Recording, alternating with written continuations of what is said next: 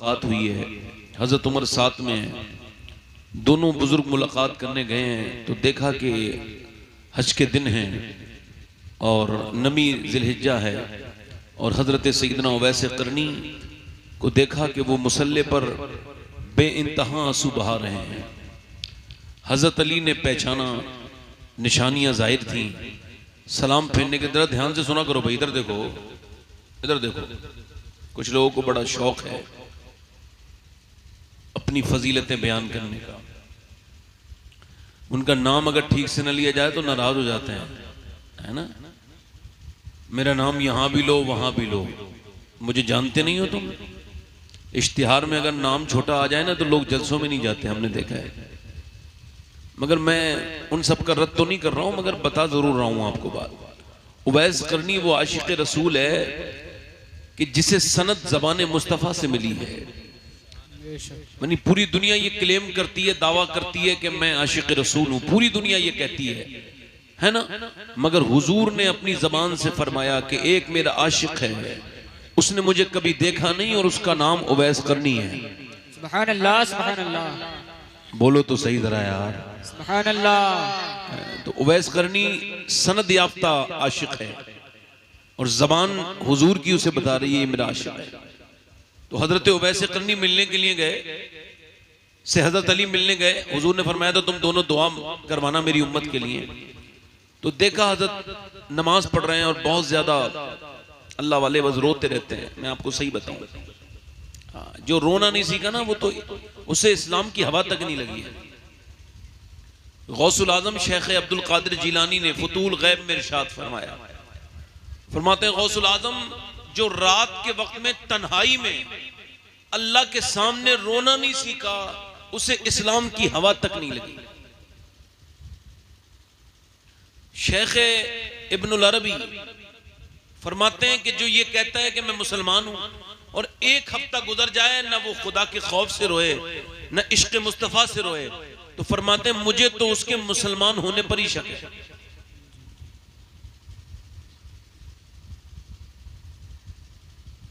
तो उवैस क़रनी रो रहे हैं। हजरत अली पीछे बैठ गए जाके, और जब सलाम फेरा तो कहने लगे भाई तुम्हारा नाम क्या है? तो बोले अल्लाह का बंदा। हजरत अली ने फरमाया भाई अल्लाह के तो सारे ही बंदे होते हैं ना, तो तेरी माँ बाप ने कोई नाम तो रखा होगा ना आपके।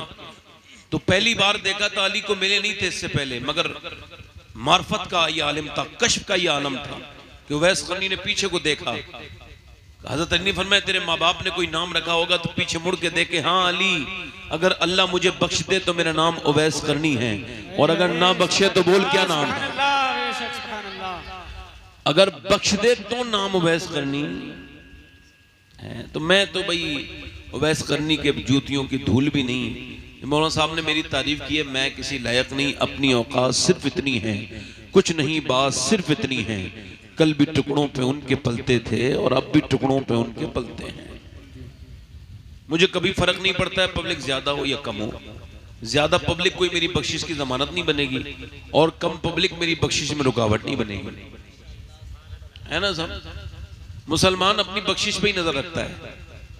मोमिन की शानी ये होती है, सबसे बड़ी तारीफ उस दिन होगी जिस दिन रूह निकल रही होगी और फरिश्ता आकर के कह देगा ओ मरने वाले तुझे मुबारक हो, तू आदमी तो बहुत घटिया था मगर तेरे रब ने तुझे माफ कर दिया है और तेरी बख्शिश पर सुभान अल्लाह, सुभान अल्लाह, माशाअल्लाह। ये तारीफ है, इसके अलावा तो कोई तारीफ नहीं। दुनिया वाले तो कोई किसी की लालच में तारीफ करता है, कोई किसी की करता है ना।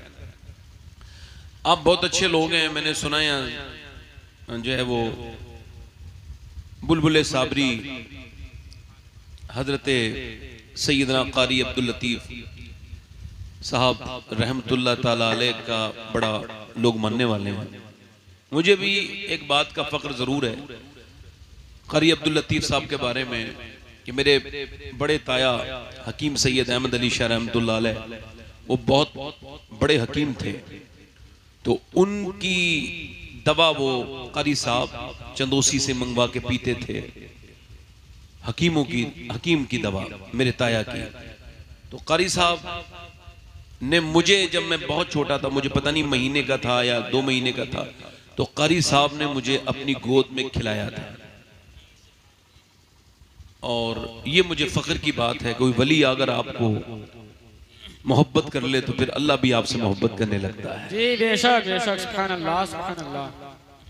आप लोग बहुत अच्छे लोग हैं, मुझसे एक साहब ने फरमाइश की है तो 2-3 शेर पढ़ना चाहता हूँ, मगर आप ऐसे जैसे सुन रहे हैं ना, ऐसे तो मैं आपको नात तो सुनूं, कोई बात भी नहीं सुनाऊंगा। आप जरा जोर से जरा एक बार बोलो तो सुभान अल्लाह। सुभान अल्लाह। अजीब बात है, आप इंसान होकर नहीं बोलते हैं। एक आदमी बैल पे बैठ गया मदीने में और बैल को चलाना चाहता है। अच्छा, बैल का काम ये है कि वो चलता उलता नहीं, बैल काम के लिए बनाया गया। उलमा ने लिखा है और उलमा जानते हैं कि बैल किसी सवारी के लिए नहीं बनाया गया बल्कि काम के लिए बनाया गया है। तो ये उस पे बैठ के ना, उस पे चल के बैठ के उसे सवारी की तरह से इस्तेमाल करना चाहते हैं, वो नहीं चला। इन्होंने दूसरी मर्तबा किया, वो नहीं चला। उसने तीसरी मर्तबा मारा, वो नहीं चला। फिर वो जो इनके डंडों में जो एक चौबा होता है जिसे कुछ कहते हैं आर वगैरह, तो उसके जब वो घूसा तो वो दर्द होने से तिलमिला उठा और अल्लाह की कुदरत के बैल पलटा और उससे बोला, तुझे शर्म नहीं आती? तू मुझसे वो काम ले रहा है जिसके लिए अल्लाह ने मुझे पैदा नहीं किया है। अल्लाह ने मुझे काम करने के लिए पैदा किया, सवारी के लिए पैदा नहीं किया है। इसकी आंखें फैल गई, यार तू बैल है और इंसान की जबान में बोल रहा है। इसने कहा, तुझे इस बात पे हैरत हो रही है कि बैल इंसान की जबान में बोल रहा है, और मुझे इस बात पे हैरत है कि जंगल के सारे जानवर आमना के लाल को अपना नबी मान चुके हैं, तू इंसान होके नबी नहीं मान, तू इंसान होके नहीं मान। तो आप तो माशाल्लाह हुजूर के हम सब गुलाम है ना, तो जरा दोनों हाथ उठा के बोलो सुभान अल्लाह। पढ़ दूं 2-3 शेर? ये मेरा ही कलाम है, ये 2018 में मैंने कहा था, अल्लाह का शुक्र है मकबूल हुआ। पढ़ देता हूँ एक मरतबा, दोनों हाथ उठा के बोलो या रसूल अल्लाह। माशाल्लाह पढ़ता हूँ। अब बैठे उठने का माहौल खत्म करें भाई, अब तकरीर सुनने बैठ जाए।